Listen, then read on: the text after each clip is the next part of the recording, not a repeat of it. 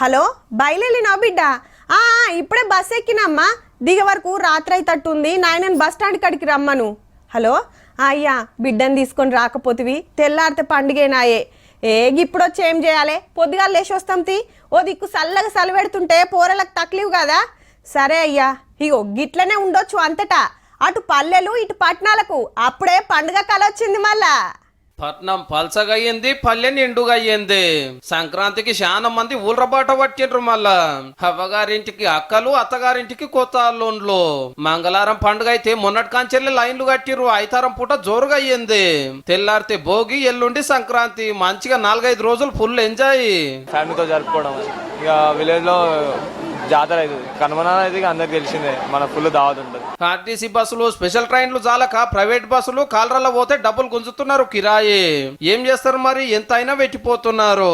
ఒక కార్లు అడితేనేమో 600-700 చెప్తున్నారు. ఇప్పుడు ప్రైవేట్ వెహికల్స్ 600-700 200 700 పెట్టుకుని పోవాలంటే పండుగ సీజన్ పోయినా ఒకటే పోకున్నా ఒకటే అని. యాక్చువల్గా మేము నెల్లూరుకి వెళ్ళాలి. నార్మల్ కాస్ట్ అయితే 800-900 అలా ఉంటుంది. 1600-1700 ఉంది స్లీపర్. ఊళ్ళల్లో ఏ గల్లీకి పోయినా కమ్మటి పిండి వంటలు, చీలర కమ్మానం పిండి పట్టించుకొని సకినాలు, అప్పాలు, చెవ్విలలు, మురుకులు ఇట్లా తీరు చేస్తున్నారు. కొందరు కట్టెల పొయ్యి మీద చేస్తున్నారు కమ్మగుంటాయి అని.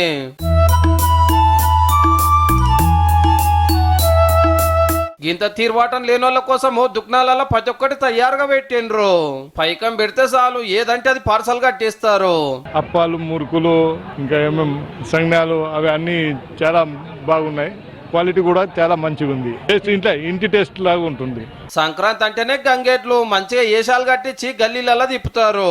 ఇంటి ముంగట్టుకొచ్చిన బసవన్న దీవెనార్తులు తీసుకొని తోసినంత కట్నం పెడుతున్నారు.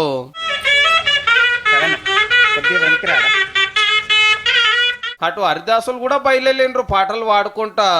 ఏడాదికి ఒకటే పారి కదా మనోళ్ళకి అగుపాడేది. ఈ పండుగ అంటేనే పతంగులాయే.